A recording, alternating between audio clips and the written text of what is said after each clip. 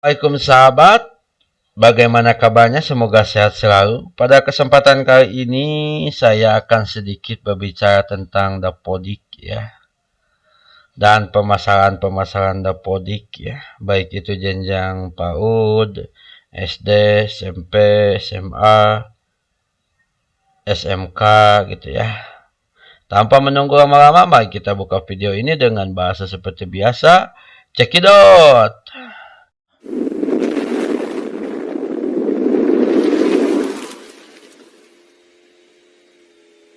Seperti biasa kita masuk ke Google Chrome. Oh, katanya mau masuk ke dapodik. Iya, saya pakai Google Chrome aja masuknya biar tidak ribet ya.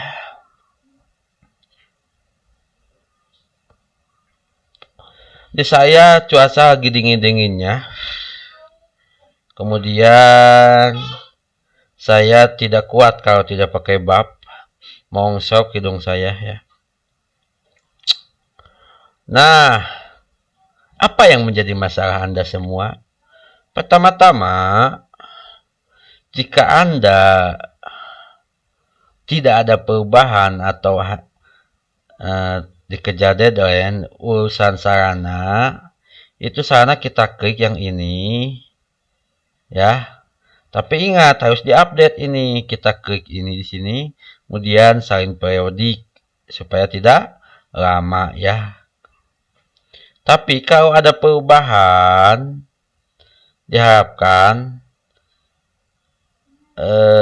apa itu ya? Ada penambahan gitu. Di sini contoh saya akan menambahkan bangunan ya. Nama ruang guru. Kemudian panjangnya sekitar 5 meter ke 6 meter 30. Ini lantai 1 tanah dibangun tahun 1983 ini ya.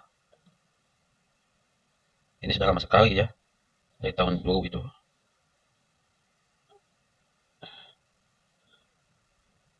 Ya. Nah, untuk mengisi ini ruang guru, kita harus isi harus update ini ya. Contoh di sini. Di sini kan ada ruang guru nih. Nah, ini sudah. Kita pilih ruang guru ya. Sudah. Kita validasi ya. Terpas. Nah, tidak ada masalah. Ya, untuk GTK ini tidak bisa disalin ya. Tinggal kita update di apa? Di penugasan di sini ya. Pilih ininya, kemudian penugasan. Ini harus diupdate untuk tahun depan ya. Kemudian peserta didik. Nah, ini yang banyak dilupakan. Terkadang para operator itu hanya menyalin. Padahal boleh menyalin untuk mempercepat, tapi itu kan tinggi badan, berat badan, dan lingkar kepala itu pasti akan bertambah. Kalau Anda tidak ubah selama, apalagi sampai 6 tahun di SD tidak diubah, itu akan terbaca stunting atau berhenti pertumbuhan gitu ya. Jadi usahakan ini di diupdate setiap kelas itu, tidak cuma kelas 1 saja.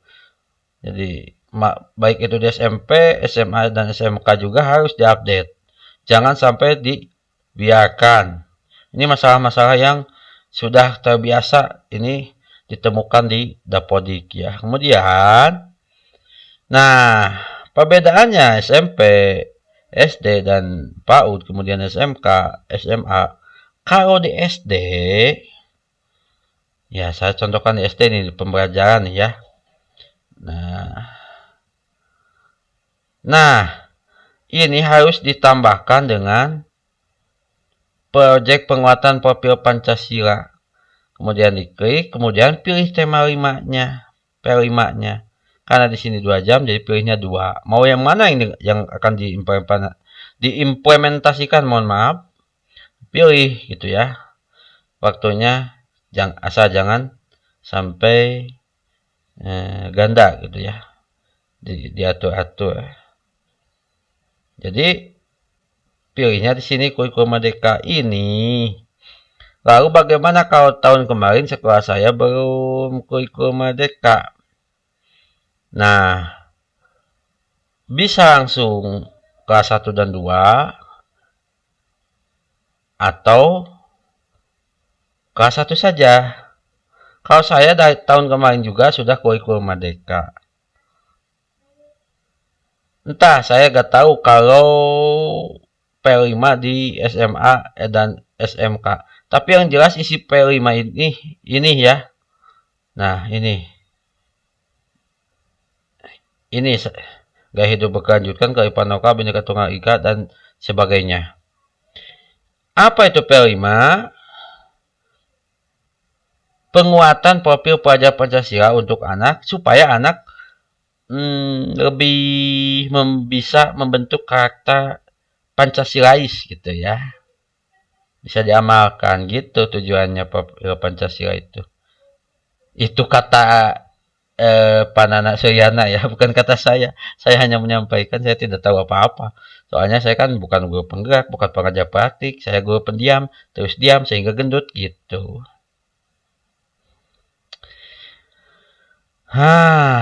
Urusan mengatur jam. Nah, mengatur pembelajaran seperti itu. Dan jangan lupa nanti anggota rombelnya. Nah, awas di sini ya. Untuk peserta didik ada yang tadi terlupa. Untuk penomoran NIS ini ya, saya contohkan di sini. Contoh saya pilih di kelas 1. Ya, masih ada yang masih belum bisa apa itu? Kurang memahami ya. Nah, lihat 2 tahun ajaran 2004-2025, kemudian kelas 1 masuknya, kemudian nomor urut di sini ya. Ini bisa dipakai kalau di daerah saya. Jadi jangan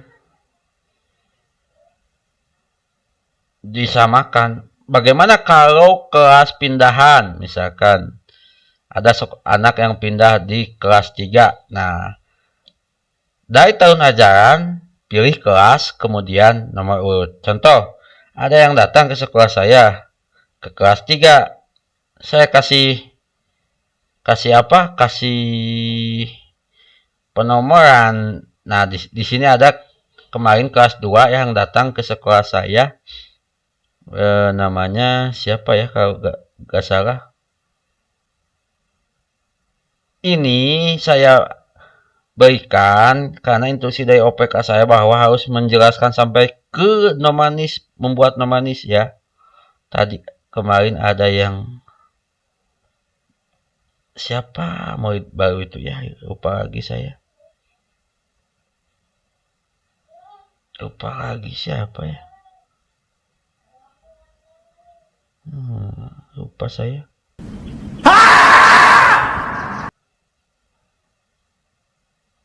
Pauzi. Nah, ini. Lihat. Karena datangnya dari tahun 2024-2025, jadi saya 2 tahun ajaran 2004-2025, kemudian kelas yang dituju, kemudian nomor urut gitu ya untuk penomoran. Jangan sampai salah. Kemudian jadwal. Nah, ini jadwal nih. Ini kalau di SD gampang, tidak sulit. Kenapa? Karena gurunya sedikit, kemudian kelasnya juga pembagiannya tidak rumit. Berbeda kalau di SMA dan SMK itu harus betul-betul dirumuskan. Kenapa? Banyak yang bentrok, apalagi 5 hari. Aduh, ini lumayan ini buat wakase kurikulum menyusun jadwal. Kenapa? Karena tidak boleh ada yang bentrok. Apalagi lombanya sampai lebih dari 1 gitu ya. Lomba kelas 10 ada 3 lomba kelas. Kalau di daerah saya ini SMA ya, lombanya dari kelas 10 itu 10 lomba. Bayangkan 10 lomba, gurunya juga harus banyak. Kelas 11 8, kelas 12 katanya 12 lomba. Bisa dibayangkan muridnya begitu banyak, hampir 1000-an. Jadi saya sangat salut gitu ya, menyusun jadwal berbeda dengan DSD yang sangat mudah sekali. Saya masukkan saja. Apalagi ya. Nah, jika Anda mau menarik apa? Menarik siswa. Nah, saya contohkan, kita masuk ke SPDA tadi, kemudian pakai SSO ya. Nah, di sini ya. Ini sudah paham semuanya, cuman masih banyak yang salah gitu ya. Jadi kalau mau menarik anak itu sebaiknya dari sini. Jangan di mana? Di input manual di sini. Di mana? Di sini. Kecuali kalau cut off bos itu 30 Agustus sudah tinggal 15 hari lagi, sementara siswanya apa? Belum masuk gitu ya. Kita bisa menambahkan di sini. Lalu bagaimana kalau siswa yang tadinya mau pindah sudah dikeluarkan? 2 bulan kemudian, 1 bulan kemudian, seminggu bahkan datang lagi. Bagaimana kita masukkan di sini ya, di sini di non dapodik. Dan nanti kalau dinas menyetujui dengan berbagai alasan ya, karena siswanya memang. Nah, ini kalau di non dapodik, kalau siswanya yang tidak ke PAUD, kita masuknya di sini. Kalau siswa yang dari RA, kita masuk ke sini ya. Kalau yang dari PAUD, Koba, TK, ini dari sini. Ya. Kalau mutasi kita pilih ini ya. Nah, ini ada pilihannya Rombel. Jadi bagaimana kalau di sekolahnya tidak mau dikeluarin? Kita telepon. Kalau mereka kekeh tidak mau mengeluarkan, nah kita culik. Bagaimana menculiknya? Tidak ada cara lain kecuali kita menambahkan, walaupun ini menyalahi aturan. Lalu bagaimana memindahkan nomornya? Pakai dapodik lain. Itu kalau Madarat bisa digunakan. Kalau tidak ada Madarat tidak boleh itu ya. Karena takut merusak database daripada dapodik. Apalagi masalahnya ya. Siswa dari PAUD belum dikeluarin, telepon dulu operatornya. Jangan main tarik-tarik ya. Saya kemarin alhamdulillah operatornya welcome dan bisa diajak kerjasama operator PAUD maksud saya. Sehingga mulai di sekolah saya sudah lengkap D166. Jadi tinggal kita kemana langkahnya supaya nanti bisa termasuk ke dana BOSP, kita masuk ke PLPD ya. Ini yang salah kita benar-benarin di sini. Jadi langkahnya bukan hanya menginput saja. Nah, di sini juga harus diperbaiki. Apakah ini sudah bisa membaca rekam jejak dapodik ya? Biasanya ini akan ramenya itu di bulan Agustus ya. Ini belum terbaca nih. Servernya mungkin belum siap. Nah, yang jelas kalau masalahnya di Nissan, kita edit Nissan. Ya. Kalau masalahnya di edit ini Dukcapil, di sini kita edit Capil. Kemudian kalau masalahnya identitasnya salah, kita edit di sini ya. Nah, bisa kita lihat di residu ini. Kalau data anak kita ada yang masuk di sekolah lain, ini akan terbaca di sini, akan merah ya. Sekarang masih belum siap webnya, web PLPD-nya.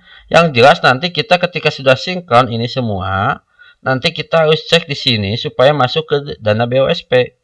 Dan yang kedua bisa diajukan untuk apa? Sipinta. Tadi saya masuk ke akun Sipinta dan tidak bisa masuk ya. Tapi saya coba sekarang akan masuk nih. Punten itu tuh casan laptop nih.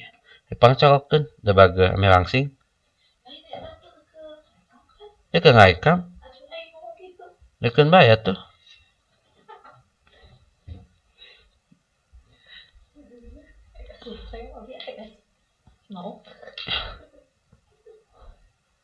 Ieu mah ngebahas masalah-masalah dapodik nih. Loba nu ngariweuh ya dapodik ya. Terutama emak-emak yang jadi operator.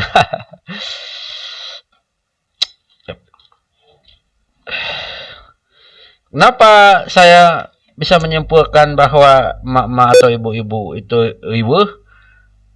Kadang ada teman saya yang sedang CGP udah kudu update katanya.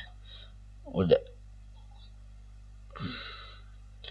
Nah, yang bisa diusulkan di sini siswa SK siswa usulan sekolah bisa di sini dicek ya. Nah, kita lihat yang bisa diusulkan. Kita masukkan, kita search. Kalau sudah ini sudah webnya sudah siap, ini akan terdata. Oh, belum ini. Jadi belum siap webnya ya.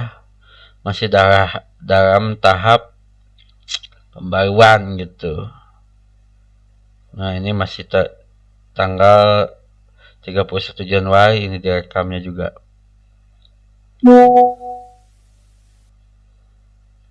Ya, mudah-mudahan kalau ada masalah bisa hubungi di nomor HP di bawah ini ya. Di nomor HP saya. Nanti insya Allah saya remote pakai tim priwa. Jadi siapkan dulu kalau mau ada masalah yang ingin saya bantu,